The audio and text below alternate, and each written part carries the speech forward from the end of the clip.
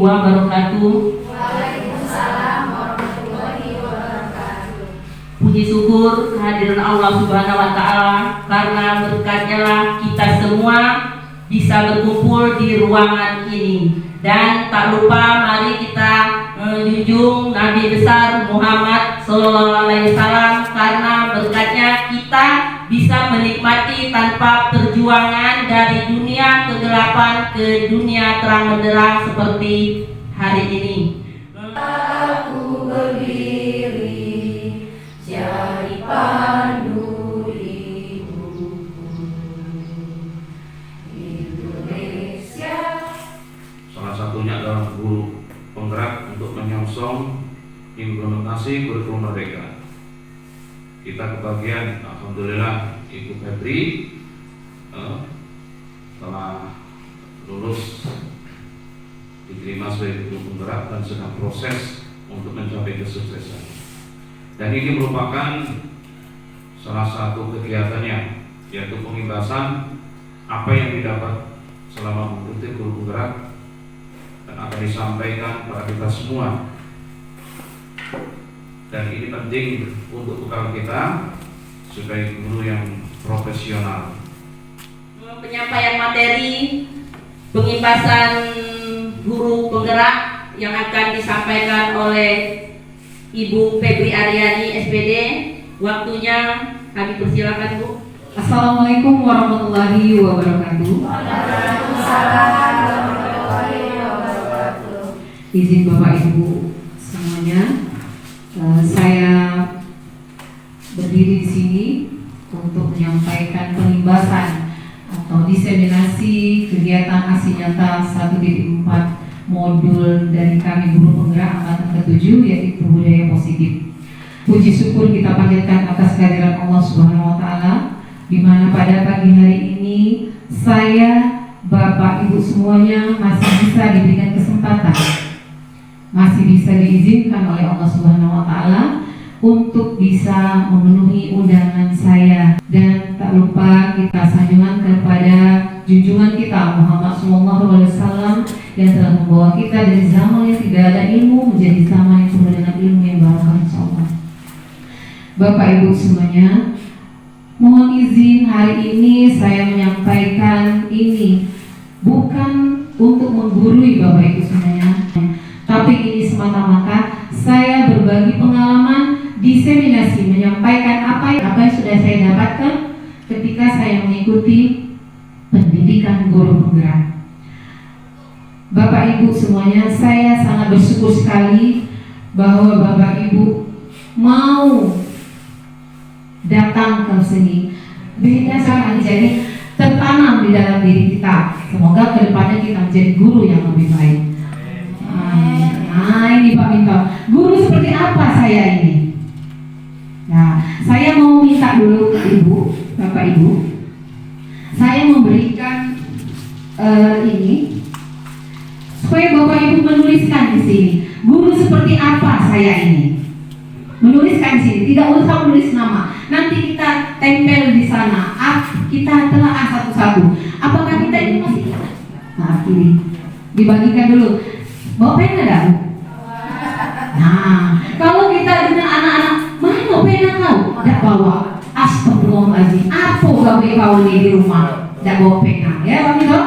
Nah, menuliskan guru seperti apa saya ini. Boleh, misalkan ibu-ibu mau menuliskan saya yang positif boleh, yang negatif juga boleh. Atau yang bagus lagi kedua-duanya.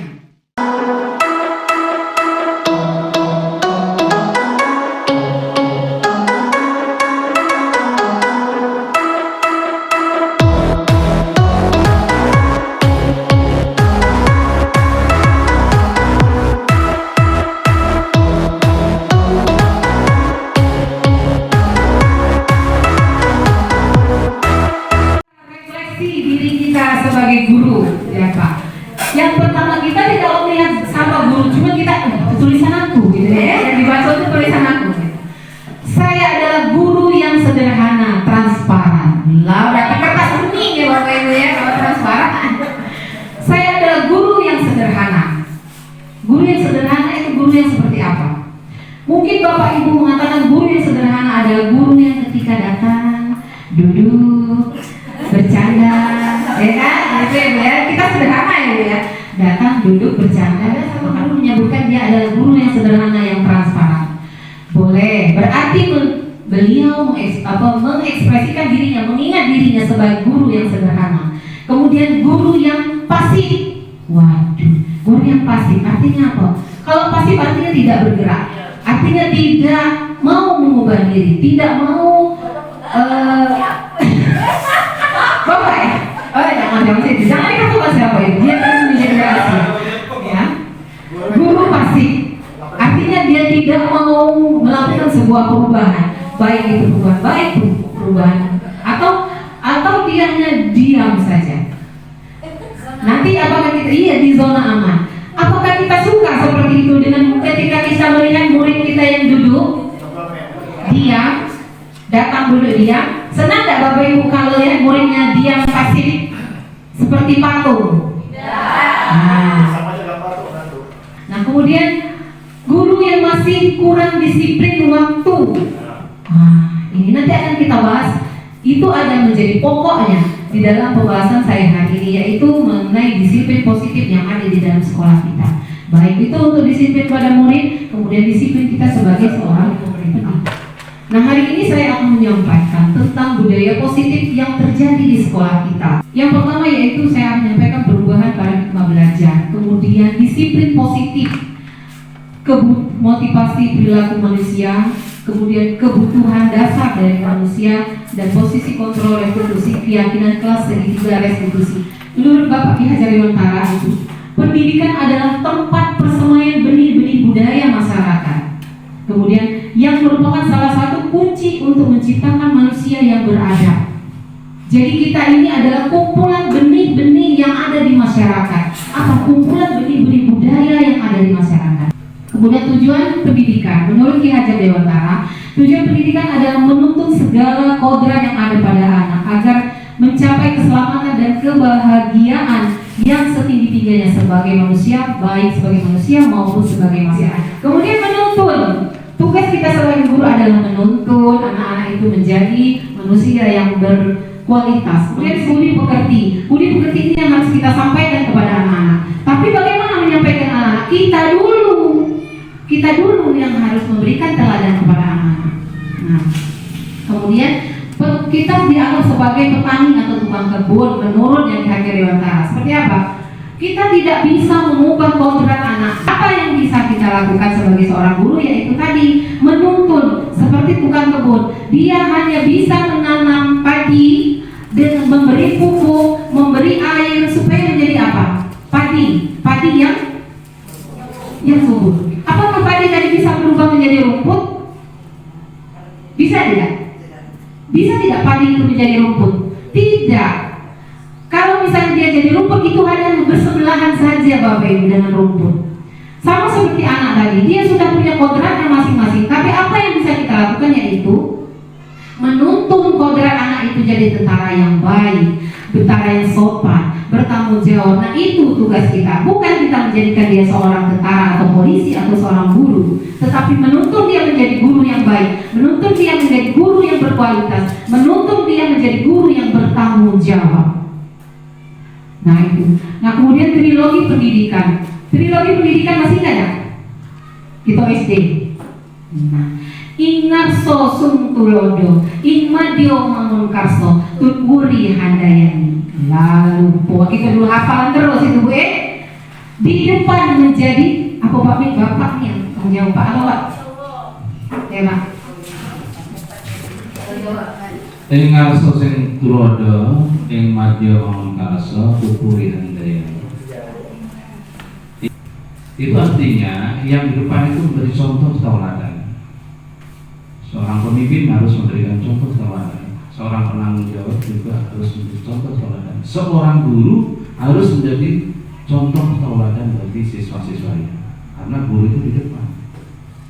Nah, itu. Kemudian yang di tengah itu memberikan motivasi, memberi dorongan supaya semangat, supaya belajarnya hidup. Memberi semangat. Kemudian yang di belakang ini memberi dorongan juga. Yang di belakang memberikan dorongan supaya pendidikan ini bisa maju, bisa berkembang terus. Nah, itu. Jangan melakukan sabotase. Tadi bantunnya bagaimana? Buah mengkudu, buah pepaya, buah beliwa dibuat es. Ayo guru kita berjuang, walaupun susah nanti akan sukses. Ada dukungan dulu dengan untuk Pak Guru. Kalau soal pantun memang juara yang Bapak ini ya. Ya, pantun bersaut ya. Ya itulah untuk trilogi pendidikan itu yang seperti yang sudah kita hafalkan waktu kita SD dulu, yaitu Tulburi Handayani, Imadio Mangkaso dan Ingarso Sunggulodo. Di depan, di tengah, dan di belakang. Di tengah, apakah Bapak Ibu sudah pernah menjadi di tengah itu membagikan informasi kepada rekan guru, kepada siswa? Kemudian apakah kita sebagai guru memberikan dorongan kepada siswa kita untuk maju? Apakah kita di depan memberikan motivasi, memberikan teladan kepada siswa kita? Nah, itu yang kita harapkan. Dan diharapkan Dr. William Glasser dalam kontrol teori, yaitu berkembang menjadi choice teori, yaitu menuliskan beberapa miskonsepsi, yaitu ilusi bahwa guru bisa mengontrol murid. Nah, ini mengontrol murid. Kira-kira kalau murid itu ribut, bisa tidak kita kontrol? Bisa tidak kita kontrol? Bu Sri, kalau muridnya ribut sama mana?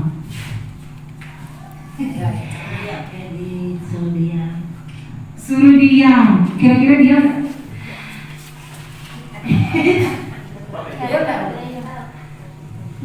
Ya dikasih pengertian. pengertian kan? Iya. Ya. Sudah sampai dulu. Tidak. Oh iya, kita ya nanti ada posisi-posisi kita ya di JWR atribusi. Ada nanti posisi kita sebagai guru itu seperti apa. Nah, guru mengontrol murid. Sebenarnya guru itu tidak bisa mengontrol murid. Seperti waktu Pak Minto bawa muridnya ke dalam ruang guru, diudah kumpul kejar tangan nih kawan, masih ditanganinya. Kenapa? Karena kita tidak bisa mengontrol murid. Kenapa? Karena murid itu tidak mengizinkan untuk dirinya mematuhi perintah kita. Artinya apa? Sebenarnya kita tidak bisa mengontrol murid. Yang bisa mengontrol murid itu adalah diri dia sendiri. Kalau dia mengizinkan dia mengikuti apa yang kita inginkan. Nah, kemudian yang kedua yaitu ilusi bahwa semua pengetahuan efektif bermanfaat. Ketiga yaitu ilusi bahwa kritik dan membuat orang merasa bersalah dapat menguatkan karakter. Nah, kemudian yang ketiga yaitu ilusi bahwa orang dewasa bisa memiliki sifat untuk memaksa. Tidak bisa kita memaksa murid-murid kita. Lalu lantas seperti apa? Disiplin positif. Nah, ini yang bisa mengubah disiplin. Yang pertama yaitu bisa mengubah siswa itu adalah disiplin positif. Yang pertama disiplin. Kalau mendengar kata disiplin apa? Yang terbayang menurut Bu Betty itu banyak. Apa Bu kalau mendengar kata disiplin? Teratur, aktif, mengikuti apa yang ada di tempat tersebut, menaati. Kurang ya. Kasih tepuk tangan dulu lah untuk Bu Betty. Ya, disiplin. Karena kata disiplin ini, kalau kita mendengar kata disiplin, kita teringat dengan diri kita, Bu. Teringat dengan diri kita. Ayo, disiplin sama mana?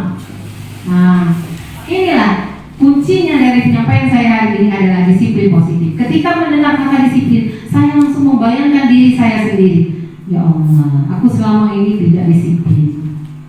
Saya memerintah, saya bergerak berdasarkan orang lain. Tidak diawasi, tidak disiplin. Tidak diperhatikan, tidak disiplin. Tidak dimarahi, tidak disiplin. Orang lain yang mengatur diri kita, bukan diri kita. Oh, sudah dikasihkan daftar piket oleh Pak Durajak. Daftar piket guru SD SMP Negeri Mangin. Ketika Bapak Ibu tidak mengizinkan Bapak Ibu mengikuti atau membudayakan disiplinnya, tidak. Bukan berarti kita disiplin, tetapi mari sama-sama menuju kedisiplinan. Nah, yang diharapkan bagaimana kita mendisiplinkan anak murid kita kalau kita sendiri tidak. Cak mano, ketika sakit dicubit, kita mau siap juga dicubit. Seperti itulah. Hei masuk, masuk, nah masuk ada dia bu, masuk ada, masuk, keluar kami itu nyemoti dari pintu. Kenapa? Nah, karena hanya takut saja, bukan yang mengizinkan dirinya untuk nurut, bukan. Bagaimana cara kita? Ya kita dulu berikan tauladan yang baik kepada mereka. Walaupun ya sesekali namanya manusia ya, manusia kadang lupa. Sekali-sekali, oh lapar, aku ke ruang guru, lapar. Ayo si aja izin dayu. Aku gantian ya Sumarti aku jualan dulu. Dan itu minggu depan aku yang datang pagi. Iya. Tapi apakah murid menilai kita? Menilai. Jimonya, siapa yang duluan datang di sekolah ini? Di jimonya. Oh ini hari Rabu Bu Sumarti itu piket, hari Kamis piket Bu Sumarti. Cepatlah, apa yang kakek dia datang pasti dia namanya. Dulu Bapak Ibu sebelum saya galang ngajar anak-anak itu pakai bawa kotak sampah, dia tuh cuek banget dengan sampah dia. Tapi ketika sudah biasa, sudah melakukan kebiasaan itu, ketika melihat bawa sampah, kamu nih belum sampai piket. Artinya apa? Dia sudah terbiasa. Bagaimana kita mewujudkan anak-anak yang bagus berkualitas kalau tidak dimulai dari disiplin diri, disiplin positif. Nah, seseorang memiliki disiplin diri yang kuat berarti mereka bertanggung jawab. Bertanggung jawab terhadap apa? Terhadap yang mereka lakukan, mendasarkan kepada tindakan mereka yaitu dengan kebajikan universal. Kebajikan universal seperti apa? Disiplin, mandiri, bertanggung jawab, mau berubah. Nah, itu kebajikan universal yang paling penting ada kebajikan universal adalah memberikan teladan kepada anak-anak kita. Nah, kemudian sebagai pendidik tujuan kita adalah menciptakan anak-anak yang disiplin. Jadi Bapak Ibu, kita kan selama ini mau disiplin anak-anak. Mari kita sama-sama memulai dari diri kita sebagai guru yang disiplin. Nilai kebajikan yang khususnya untuk siswa adalah profil belajar Pancasila. Sudah pernah dengar belum Bapak Ibu? Belum? Nah, ketinggalannya gitu ya, aku cek gitu ya. Profil belajar Pancasila yang pertama yaitu beriman bertakwa kepada Tuhan Yang Maha Esa. Nah, inilah yang mau profil belajar Pancasila, inilah yang akan kita capai untuk siswa-siswa kita yang sekarang ini. Jadi siswa yang diharapkan itu adalah beriman bertakwa kepada Tuhan Yang Maha Esa, berakhlak mulia. Salah satu program kita yaitu programnya Ibu Guru Agama ya, yaitu Rohis ya Bapak Ibu. Nah, ini adalah salah satu upaya untuk mewujudkan profil pelajar Pancasila yang pertama yaitu bertakwa kepada Tuhan Yang Maha Esa. Kemudian berkebinekaan global. Artinya anak-anak itu budayanya, tahu dia dengan budaya setempat, tahu dia dengan budayanya di tempat dia tinggal. Kemudian mandiri. Anak-anak murid itu mandiri. Kita mandiri tidak Bapak Ibu? Kita guru yang mandiri tidak? Kalau kita guru yang mandiri, kita bisa mengusahakan murid kita yang mandiri. Dia bisa mencari tahu sendiri, tanpa kita jejari, tanpa kita suruh, mereka akan mandiri, mau dengan sendirinya. Kemudian bergotong royong. Nah, gotong royong ini apa? Saya pernah mengatakan dengan Pak Salih, apa potensi kita di sekolah ini? Potensi kita di sekolah ini adalah gotong royong, Bapak Ibu. Anak-anak itu paling senang kalau kita gotong royong. Karena apa? Kita sudah terbiasa banjir ya. Biasa kita gotong royong, makanya dia senang kalau kita diajak gotong royong, gak belajar gitu. Kemudian kreatif, anak-anak itu kreatif. Saya pernah minta anak-anak itu, dia tidak tahu sama sekali bahwa YouTube. Saya paksa mereka harus membuat akun YouTube. Jadi penilaian itu saya nilai dari YouTube. Jadi YouTube-nya mereka masukkan videonya, jadi saya nilai melalui video itu. Jadi saya tidak menilai secara langsung. Mereka itu ternyata kreatif Bapak Ibu. Saya cuma memberikan kamu edit video pakai KineMaster ya atau pakai Filmora. Jadi anak-anak itu mencari sendiri. Saya suruh download, mereka mengedit. Oh ternyata pintar-pintar mereka ngedit video. Bahkan ada yang ketika saya tanya sekarang cita-citanya jadi apa? Jadi YouTuber Bapak Ibu. Karena apa? Karena dia merasa sudah bisa mengedit. Kemudian bernalar kritis, artinya anak-anak itu mampu membuat dirinya melebihi apa yang kita harapkan. Bernalar kritis. Selanjutnya nilai kebajikan. Nilai kebajikan apa yang biasa di sekolah ini? Nilai kebajikan apa yang biasa kita dapat di sekolah ini? Yaitu disiplin, apalagi toleransi, gotong royong. Apa yang kita minta atau anak-anak itu saling menghormati. Nah, itu nilai kebajikan yang biasa kita lakukan di sekolah. Nah, kemudian sebagai seorang pendidik, saat Anda hadir di suatu pelatihan, apakah motivasi yang mendasari tindakan Anda? Apa yang memotivasi Anda? Pak Syariah, apa yang memotivasinya hari ini datang sini?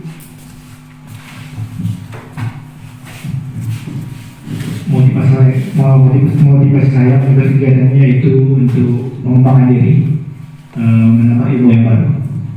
Tuh. Kasih tepuk tangan dulu itu Pak Syariah. Iya. Jadi Pak Syariah memiliki motivasi. Di antara ketiganya ada tidak? Motivasi Pak Syariah. Yang pertama karena tidak ingin ditegur oleh panitia atau pengawas, artinya kepala sekolah ya dalam hal ini. Kemudian yang kedua, ingin dilihat dipuji oleh lingkungan Anda atau mendapat penghargaan. Berarti tidak, bukan yang kedua. Bukan yang pertama juga bukan yang kedua. Motivasinya apa? Anda ingin menjadi pembelajar sepanjang hayat. Anda ingin mendapatkan suatu hal yang baru meskipun tidak sepenuhnya hari ini. Ya, Bapak Ibu ya. Coba Bapak Ibu yang lain sama mana? 1, 2, atau 3? Harapan kita bersama 3. Walaupun tadi ada ngantuk-ngantuk ngomong ngantuk. Coba akan kita karaoke bersama. Tidak ngantuk ya. Memang kata Ibu, kalau saya material dengan siswa, kalau hal yang baik itu susah untuk kita masukkan ke dalam kepala. Tapi kalau yang hal buruk, tanpa perlu diajak, tanpa perlu didorong, kita mau dengan senang hati. Nah inilah. Tetapi bagaimana kita menjadi orang yang seperti yang pelajaran mereka Tuhan berseleksi alam, Bu ya? Orang-orang yang tidak mau majukan dirinya akan terseleksi oleh alam, akan tertinggal, tergerus oleh banjir. Ya tinggallah dia. Yang tidak mau membuka diri itu akan menjadi tertinggal. Ya, nah itu. Oh ini yang tadi. Nah ini. Ada pun sebuah pertanyaan pemantik yaitu mengenai kebutuhan dasar manusia. Kebutuhan dasar manusia. Pak Adi, guru wali kelas 6. Oh Pak Minto nih, kelas 6B. SD 20 sedang bingung menghadapi ulas salah satu murid kelasnya Abdul Rahman Abdul Rahman. Bagaimana beberapa anak telah datang padanya mengeluhkan Abdul Rahman yang sering kali meminta uang jajan mereka dengan paksa. Jika Anda menghadapi situasi seperti Pak Minto, apa yang akan Anda lakukan? Menurut Anda, mengapa Abdul Rahman melakukan itu? Nah kalau Anda berada di situasi Pak Minto pernah tidak mengalami situasi itu? Pernah. Nah, Abdul Rahman kebetulan muridnya Bapak, Iya. Pernah tidak dia bilang Bapak? Sering. Nah, pas nian situasinya pas nian. Nah, kalau Bapak seperti yang di posisi ini, menurut Anda apa yang akan Anda lakukan? Apa Bu? Pak, itu apa yang Bapak lakukan? Kalau Bapak ada situasi yang Roman yang berlaku terus apa yang Bapak lakukan? Tindakannya apa itu? Menyelesaikan atau memberikan bimbingan kepada mereka. Oh, menyelesaikan dan membimbing mereka. Bagus sekali. Tepuk tangan untuk Pak Minto. Apa dia Pak Minto? Jewet? Jewet ya. Cubit? Jewet, Iya. cubit. Ayo, tarik anak rambutnya? Tidak. Iya. Sebelum jewet dan cubit, stroberi dan mangga ya Pak ya? Ya, ini kalau kita berada di situasi seperti ini, kita akan melakukan hal yang seperti Pak Minto. Sama, kita juga pasti itu kesal ya? Nah, tapi apakah seperti itu ketika kita menjadi seorang guru? Nanti kita lihat. Kira-kira menurut Anda, mengapa Abdul Rahman seperti itu? Karena apa? Karena ini Bapak Ibu. Menurut William Glasser bahwa dalam choice teorinya bahwa kebutuhan dasar manusia itu ada 5. Yang pertama yaitu kebutuhan bertahan hidup. Kira-kira Abdul Rahman itu masuk dalam kebutuhan ini? Angkat di belakang terus. Ya, masuk. Kebutuhan bertahan hidup Pak? Iya Bapak. Kebutuhan bertahan hidup itu seperti apa? Kita makan, kita mempertahankan diri kita. Kita tidur karena kita ngantuk untuk bertahan hidup kan? Kita minum karena kita haus. Nah, tapi kalau yang kedua, nah masuk kasih sayang dan rasa diterima, kebutuhan untuk rasa diterima. Benar tidak Pak? Kira-kira kalau kita memakai Abdurrahman yang murid Bapak, yang kedua itu tepat tidak untuk dia? Kebutuhan dasarnya tidak terpenuhi, salah satunya. Kenapa anak-anak kita itu tidak sesuai dengan kita harapkan? Karena 5 kebutuhan dasar ini ada yang tidak terpenuhi. Salah satunya yaitu kasih sayang. Kita teliti lagi, ngapa budak ini nakal belagu terus? Dia kurang kasih sayang Bapak Ibu. Benar tidak? Benar tidak Pak Syariah? Kan dia tidak punya ibu yang mendidik dia di seluruh rumah. Artinya apa? Kebutuhan dasar yang kedua dia tidak terpenuhi, makanya dia tidak sesuai dengan kita harapkan. Lalu yang ketiga, kebutuhan penguasaan. Tidak ya? Tidak menguasai, tidak mau menguasai tidak kira-kira Pak Men? Menguasai. Nah, menguasai kawan-kawan. Iyo, preman gitu. Kau preman kau di sini. Tapi dia gawe kok, bukannya belajar preman kau di sini. Nah, kebutuhan dasar yang ketiga ya juga tidak terpenuhi, makanya dia jadi preman macam kita tuh. Nah, kemudian kebutuhan dasar yang keempat, kebebasan.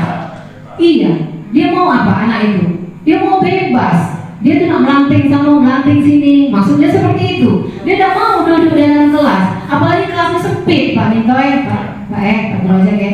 Mohon perhatian. Kelasnya sempit. Bernapasnya susah. Waktu masuk tuh la ilaha illallah. Pernah ada mereka masuk ke ruang yang kelas 6B? Oh, bernapas payah, berpot gitu oksigen di situ. Saking tidak bertanya. Nah, kemudian kebutuhan dasar yang kelima yaitu kesenangan. Dia kebutuhan merasa senang dia mengganggu temannya. Sebenarnya dia yang aduh, tapi senang. Nah, saya mulai pertanyaan pemantik. Benny dan Andi dipanggil oleh Ibu Dewi ke ruang guru. Jika Anda menjadi Ibu Dewi, penerapan disiplin apa? Nah, kalau tadi disiplin apa yang kita terapkan? Disiplin. Nah, ini posisi disiplin ini yang mau kita terapkan. Posisi kita yang pertama yaitu di dalam pendekatan restitusi yang dikemukakan oleh Dian Gosen, posisi kontrol kita sebagai seorang guru yang pertama ada posisi penghukum. Nanti kita lihat kita biasa menjadi posisi seperti apa. Apakah kita menjadi posisi penghukum ketika anak membuat kesalahan kita langsung menghukum? Benar tak? Nah, nanti kita mengingat sendiri. Bagaimana nadanya? Nada suara tinggi, kau melengking dari ujung, ayo semakin melengking dari ujung sana sampai ujung ke sini. Sebagai penghukum, nada suara yang tinggi, mata melotot, jari menunjuk kamu ini. Nah, itu ya, seperti Usuri waktu mari kalau sering ngomongkan jangan didekati. Nah, ini nanti posisi kita sebagai apa? Kalau ketika anak membuat kesalahan. Kedua, pembuat rasa bersalah. Oh ya, sudah puluh kok ibu lah dia ngomongin guru-guru di kelas tuh nanti di ruang guru tuh tidak pacak mendidik kamu. Ini pembuat rasa bersalah. Nah, yang kedua, yang ketiga, posisi kita sebagai guru yang menjadi teman dengan ada suara ramah, akrab, bercanda, bahasa tubuh merapat pada murid, mata dan senyum jenaka. Kalau kita seperti ini bagaimana, Bapak? Senang teman. Kau ini, sudahlah, bagus. Nah, itu ya. Ini posisi sebagai teman. Kemudian posisi yang keempat itu pemantau. Nah, ada suara datang, cak mana? Masih tidak kau nak belagu. Nah, itu. Besok masih nak belagu lagi. Nah, itu ya contohnya. Nah, tubuh bahasa tubuh yang formal. Kemudian manajer. Posisi manajer yaitu nada suara tulus, bahasa tubuh tidak kaku mendekat pada murid. Nah, yang diharapkan kita adalah kita berada di posisi manajer. Kita pertama sekali adalah mengulik dulu apa penyebab anak itu belago, apa penyebab anak itu berkelahi, apa penyebab dia datang terlambat ke sekolah. Nah, itu yang perlu kita selidiki. Melalui apa? Melalui polisi manajer adalah diskusi, dialog dengan anak-anak. Kita menanyakan apa yang terjadi saat itu. Nah, ini yang diharapkan. Bukan, walaupun sekali-sekali saya juga seperti itu, Bu. Kadang kita memposisikan sebagai penghukum ya. Pernah nggak kita jadi penghukum? Oh ya, sering. Banyaknya menghukum. Nah, tapi sekarang Mari kita berusaha posisi kita sebagai manajer, ya Pak Brojer, seperti yang Bapak sampaikan tadi. Bapak kan tidak menghukum kalau kita datang terlambat, ya, karena Bapak memposisikan dirinya sebagai manajer yang juga manajer yang baik. Nah, ya. Apa yang kita lakukan kalau anak-anak itu kudis, kurang disiplin? Yang selanjutnya itu dengan keyakinan kelas, yaitu tahapan menciptakan keyakinan kelas. Keyakinan kelas ini adalah kita sepakati bersama di kelas dengan anak-anak. Misalkan kita anak-anak itu apa problema kita? Kalau SD apa Bu? Kesulitannya kita jadi guru. Kalau kami kedisiplinan itu SMP itu murid itu mengeluarkan baju ya. Nah itu selalu mengeluarkan baju. Kalau SD apa Bu? Dan sepatu, apalagi keluar masuk. Nah itu bagaimana kita mendisiplinkan? Salah satu caranya yaitu kita membuat keyakinan kelas. Keyakinan kelas yaitu melihat daftar kebajikan yang telah disusun. Saya membuat kalau ada, ini kesepakatan kelas 9 sama kesepakatan dengan keyakinan kelas. Kalau kita melihat yang terjadi di kelas itu seperti apa, misalkan dia selalu mengeluarkan baju, sepakati bersama anak-anak itu bahwa kita harus kami selalu berpenampilan dan berpakaian rapi. Nah, jadi kebiasaan saya ketika ngabsen, Aap Haryadi tegak keliling. Nah, walaupun hanya pas di kelas saya saja. Keliling kenapa? Tidak ikat pinggang. Apa yang saya lakukan? Kalau dia tidak berikat pinggang, saya akan melihat di rumahnya dekat atau jauh.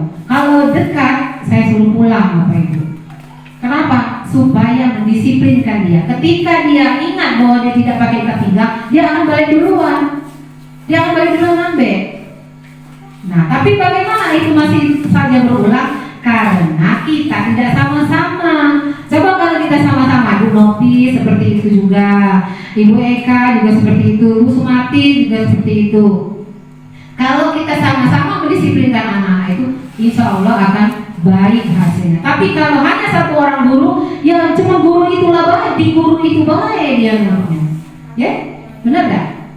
Cuma di guru itu saja. Tetapi kalau kita semua gurunya seperti itu, pasti anak-anak itu akan meneladani gurunya, semua gurunya, bukan hanya satu orang guru saja yang ditakuti, bukan yang ditakuti, tapi dia memposisikan diri, mau dia disiplin.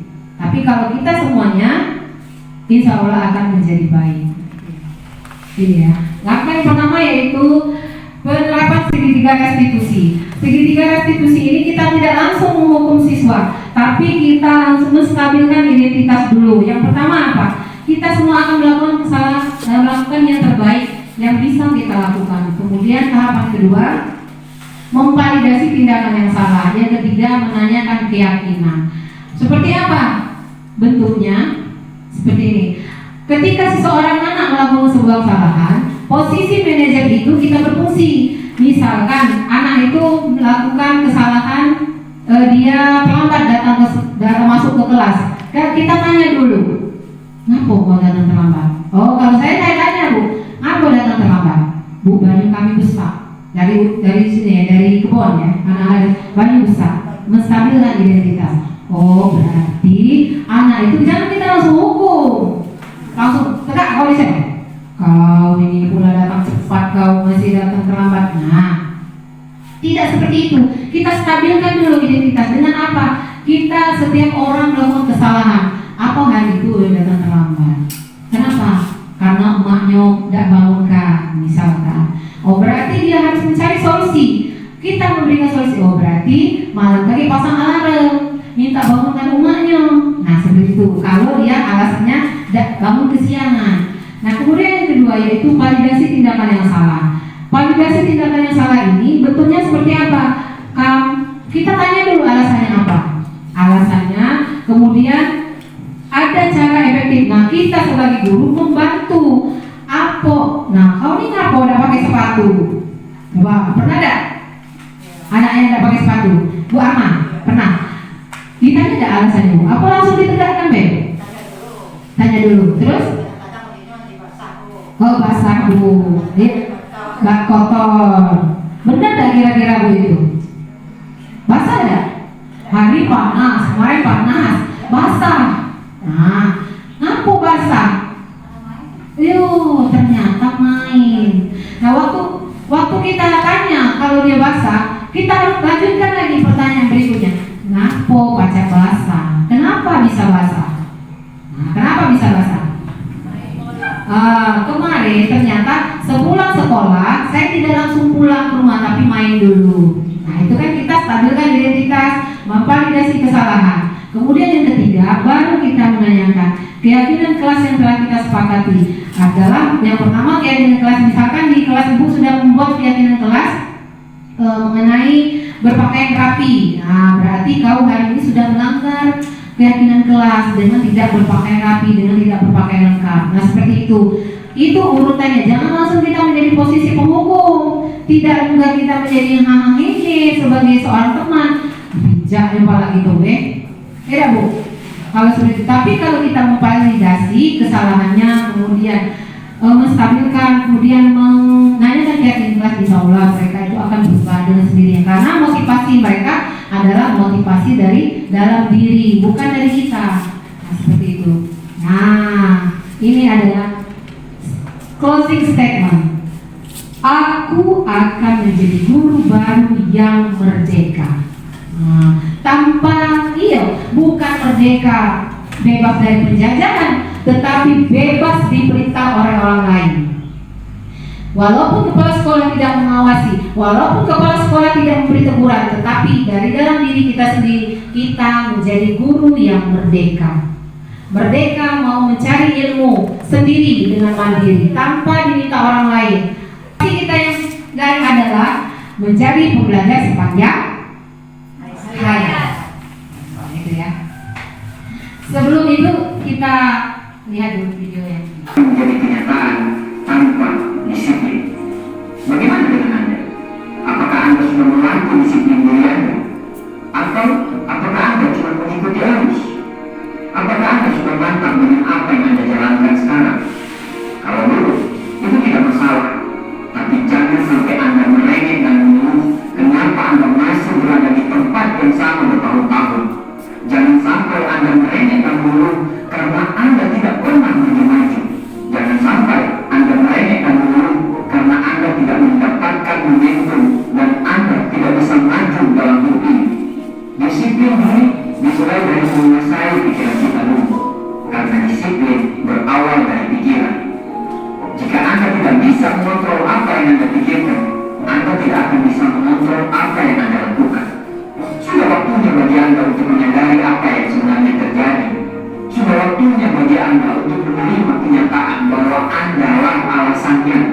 Inilah saatnya bagi Anda untuk mengakui fakta bahwa Anda lah yang mengerti rasa malas Anda sendiri. Sudah waktunya bagi Anda untuk menyadari fakta bahwa Anda lah penyebab rasa malas itu makin membesar dalam diri Anda. Anda lah yang melatih otot-otot pikiran negatif itu. Anda lah yang melatih kenapa diri Anda tidak pernah bisa bergairah. Tapi tenang saja, karena semua orang pernah berada di fase itu. Termasuk saya. Kita semua pernah berada di fase yang sama persis seperti apa yang Anda rasakan sekarang. Tapi orang-orang sukses mampu berdamai dengan diri dia sendiri. Mereka menyadari bahwa musuh terbesar adalah diri mereka sendiri, dan kalau mau berhasil, mereka harus mengalahkan itu. Mereka berdamai dengan diri sendiri dan sadar bahwa bahan utama untuk menunggangi. Anda akan merasakan sensasi kebanggaan ketika Anda menjadi guru baru, kita menjadi guru baru. Demikian penyampaian dari saya, Bapak Ibu. Terima kasih untuk perhatiannya. Mohon maaf ketika saya menyampaikan ini ada kesalahan, itu datangnya semata-mata dari saya. Tetapi yakinlah Bapak Ibu, tujuan saya hari ini hanya mengajak Bapak Ibu, mari kita bersama-sama untuk menjadi guru baru. Siap tidak Bapak Ibu? Nah, jangan hanya siap hanya di sini saja. Semoga hari-hari berikutnya kita menjadi guru yang merdeka, yang bukan lagi atas perintah orang lain, tetapi kesadaran diri kita sendiri. Baik, terima kasih atas perhatiannya. Kepada Bapak Kepala Sekolah saya yang menyampaikan terima kasih atas izinnya. Bapak Ibu juga atas waktunya yang telah diberikan kepada saya. Mohon maaf jika ada kesalahan kepada Allah Subhanahu wa taala, saya mohon ampun. Billahi taufiq wal hidayah. Wassalamualaikum warahmatullahi wabarakatuh.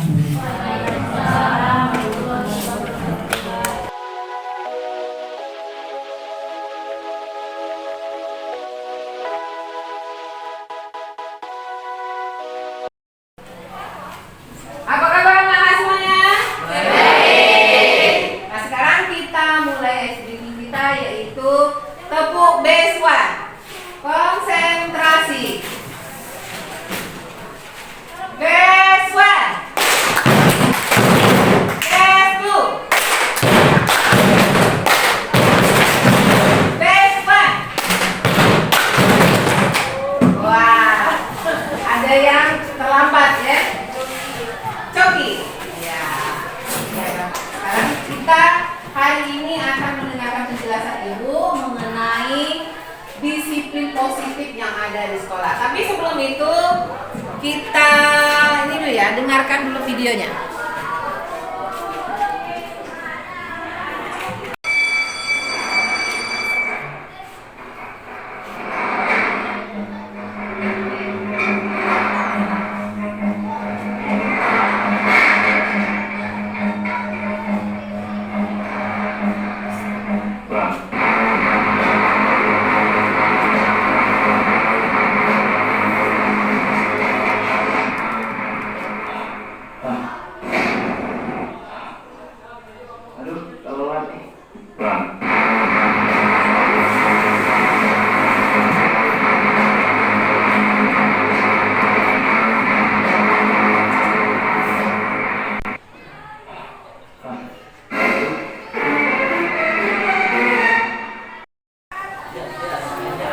Hari ini anak-anak sudah mendengarkan menyimak video yang sudah ditayangkan tadi. Jadi kalau sudah kita simak, nanti kita akan menjadikan pembelajaran sama-sama yaitu mengenai budaya positif di sekolah. Ya, kemudian kita nanti akan belajar tentang kesepakatan kelas yang akan kita bahas. Sudah pernah kita lakukan di kelas ini. Sekarang saya mau menanyakan dengan anak-anak. Kira-kira video tadi tentang apa? Pak, tentang apa? Coba siapa yang tahu tentang apa? Ya. Kedisiplinan. Kalau kita nonton video tadi, kira-kira anak-anak sudah terbayang belum? Tapi yang cari video itu sepertinya saya. Ya, Ferdi.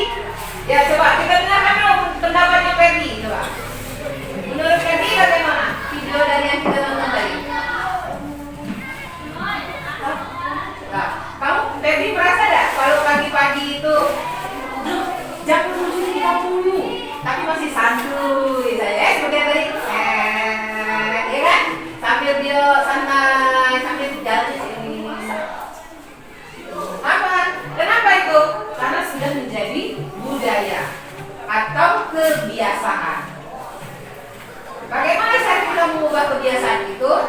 Yaitu dengan disiplin diri. Sekolah kita sudah ada disiplin diri itu, yaitu kedisiplinan mengenai apa? Jam masuk sekolah, jam masuk ke kelas. Jam berapa kita masuk ke kelas? 7.30. Berarti kalau lebih dari 7.30 artinya kita apa? Kita terlambat. Coba sekarang siapa yang dalam 1 minggu ke belakang itu yang terlambat datang ke sekolah? Ayo, jujur. Yang terlambat datang ke sekolah, Ferdi? Tidak. Sudah insaf ya? Ya bagus, alhamdulillah. Kasih tepuk tangan dulu untuk teman kita Ferdi. Karena yang selalu datang terlambat itu merupakan ciri-ciri siswa yang kurang disiplin. Kudis. Tahu kudis? Apa kudis? Kudis itu apa? Gatalan? Bukan, tetapi kurang disiplin. Nah, jadi kalau yang tidak disiplin berarti kudisan. Kudisan enggak? Siapa yang sering datang terlambat? Berarti dia kudis, kurang disiplin. Nah, Bayu, bagaimana? Datangnya tepat waktu terus?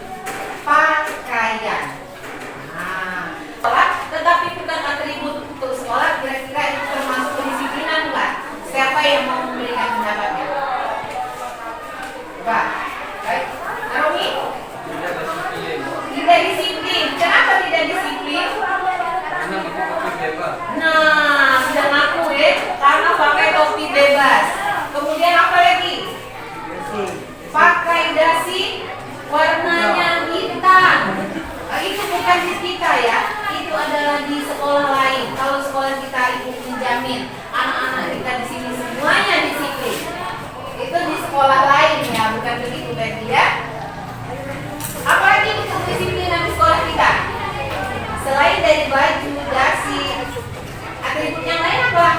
Ikat pinggang, apa lagi? Sepatu. Apakah kita sudah disiplin? Apakah anak-anak semuanya sudah disiplin? Belum. Kenapa belum? Kenapa belum? Karena belum dimulai dari diri kita sendiri. Masih harus diawasi terus oleh gurunya. Apa salah satu bentuk pengawasan dari gurunya? Kalau ada yang masukkan baju, itu salah satu bentuk kedisiplinan yang oleh orang lain, bukan melalui diri sendiri. Karena kalau kita sudah disiplin, kira-kira anak-anak kalau disiplin itu maunya datangnya dari mana? Dari mewakili guru kan? Dari siapa kira-kira? Dari diri sendiri. Tidak usah diawasi oleh guru. Aku adalah siswa yang disiplin, siswa yang sesuai dengan kesepakatan kelas yang sudah kita buat. Kesepakatan kelas kita ada tidak waktu itu sudah kita buat? Ada. Apa salah satunya? Kesepakatan kelas yang kita buat? Coba siapa yang mau tahu? Coba. Nah, memasukkan baju bukan hanya di dalam kelas, tapi di mana? Di lingkungan sekolah. Apalagi disiplinan yang sudah kita buat? Nih, apalagi nih? Kalau yang laki-laki, rambutnya harus rapi. Rapi itu yang bagaimana? Pendek, tidak gondrong. Kalau yang gondrong itu apa? Grandong. Beda? Haromi, tidak, Haromi sudah ganteng. Karena Haromi berambutnya sudah rapi. Siapa yang belum rapi? Yogi sudah rapi, semuanya rapi. Nah, kalau anak-anak semuanya sudah rapi, sekolah kita enak melihatnya. Di jalan itu kalau orang lihat, wih, ganteng-gantengnya siswa SMP Mahangin itu Yogi ya. Ya, Cika. Kalau Cika nengoknya, aduh keganteng-gantengnya kawan-kawan di kelas ini. Cuma kalau gondrong, dan rumahnya, kalau sudah dilahirkan ganteng kalau rumahnya ya. Nah, kemudian apa lagi disiplin selain itu? Menjaga kebersihan. Sesuai dengan kesepakatan kelas kita yang berikutnya adalah menjaga kebersihan. Sampahku adalah tanggung jawabku. Jadi kalau semua anak, bayangkan kalau semua anak-anak SMP Mahangin ini memiliki tanggung jawab dan disiplin yang tinggi. Jadi ketika dia cucuk-cucuk es, terus kalau selama ini kita buang saja, karena kita disiplinnya sudah tinggi, sudah meningkat, tidak lagi dibuang. Kemana kita buangnya? Ke tempat sampah. Karena apa? Anak-anak sudah memiliki tanggung jawab dalam kebersihan sekolahnya. Siapa yang menjaga kebersihan sekolah kita? Saya? Bukan. Kamu? Bukan. Tetapi kita bersama-sama. Tugasnya mengawasi orang yang membersihkan sekolah. Anak-anak sudah tahu jadwal piketnya? Hari apa? Tanpa diawasi guru piket, kalau anak-anak sudah memiliki disiplin yang tinggi, yang datangnya dari dalam hati, dari dalam diri masing-masing, sesuai dengan kesepakatan dan keyakinan kelas kita, maka sekolah kita akan menjadi bagus, baik disiplinnya yang tinggi. Bukan gitu sekarang nih? Iya. Di mana saja kita bisa menerapkan kedisiplinan itu? Di mana? Di sekolah saja? Di mana? Di mana saja. Nanti kalau anak-anak sudah bekerja, anak-anak nanti semuanya sudah berumah tangga, sudah kembali ke masyarakat, kalau disiplin, insya Allah menjadi kembali manusia yang baik, sesuai dengan profil pelajar Pancasila. Apa itu profil pelajar Pancasila? Profil pelajar Pancasila yang pertama yaitu bertakwa kepada Tuhan Yang Maha Esa. Kemudian yang kedua, berkebenekaan global. Yang ketiga, mandiri. Nah, profil pelajar Pancasila yang berikutnya yaitu apa? Inovatif. Dan yang terakhir adalah gotong royong. Apa yang mana yang sudah anak-anak terapkan? Gotong royong. Itu sudah saya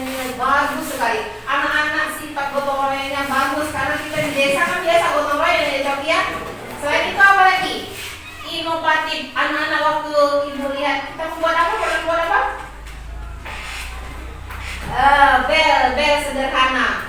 Ibu sudah menilai, oh yang anak ini inovatif ya, sudah bisa kreatif, sudah sampai kepada pembuatan itu, artinya inovatif bagus. Nah itu harus kalian pertahankan. Bagaimana caranya? Dengan disiplin lagi. Apa caranya disiplinnya? Belajar.